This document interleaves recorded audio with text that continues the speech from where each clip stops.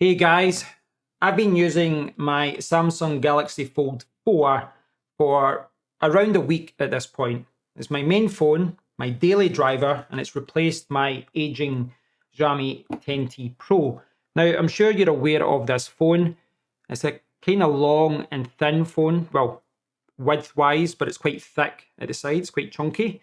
And the reason for that is because it opens out and it's essentially a tablet, or it's like two phones stuck to each other. It's got fantastic cameras on it too, and overall, it's just a fantastic phone.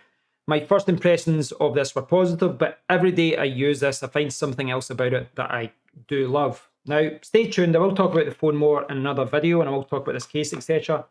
But what I'd like to do today is pose a question for all of you.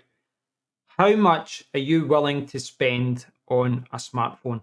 Now, if you don't want to watch the rest of the video, please do leave a comment below. Let me know. Are you willing to spend 200, 400, 500, 1,000, more than 1,000? As I said, this phone is fantastic and I'm loving using it, but the price of this is obscene. This particular model sells for £1,750 in the UK. And that's when the pound is very, very low. You know, the value is not great right now. Now, this retails at 1,750 because it's a 512 gigabyte model, but I paid £1,440 because it was used. But, you know, £1,500 nearly for a second-hand phone is insane. I'm not going to lie to you, it is. And I've kind of lied to myself to justify it by saying I'll use the cameras for YouTube, etc. But it is an obscene amount of money. Now, if you go back 7 or 8 years, you wouldn't really see phones being sold at that price.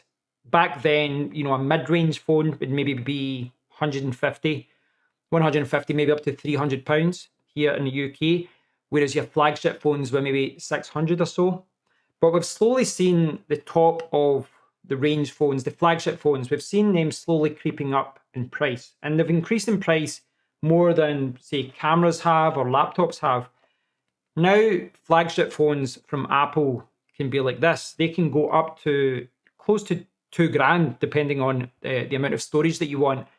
But it's not just Samsung, it's not just Apple. You know, we've seen Google and we've seen other brands do the same thing, where their flagship model, their most powerful, their fastest model with the best camera, they sell for more than 1,000.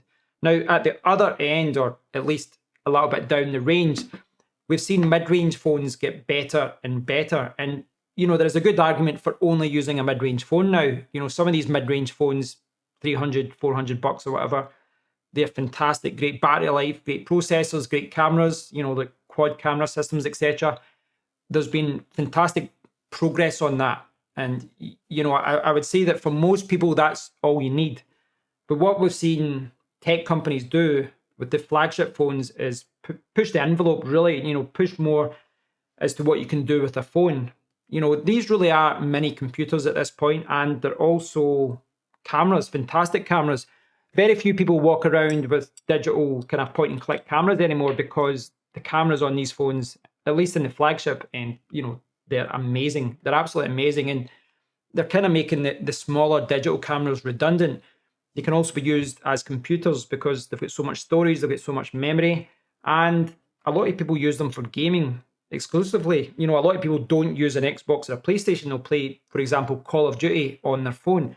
So yes, flagship phones have got better, they're faster, they can do so much more, but we are paying a price for that. So if you do want that extra functionality, you do have to pay a lot more for it. And the gap between mid-range phones and flagship phones is maybe not as high as we think sometimes. So I'd love to hear your thoughts on this, guys. I paid an obscene amount of money, something I didn't think I would ever do. If you watch my channel, you'll know that I've criticised companies like Samsung and Apple for pushing the price up every year. And then I've went out, you know, and I've bought this phone. And that's what other people have done as well. And, you know, if you're going to be keeping a phone for a couple of years, that's maybe something that you're willing to do. But I'd love to hear your thoughts on this, guys. This is an interesting topic to me because we've seen the price of smartphones shift so much over at least the last 10 years, I would say.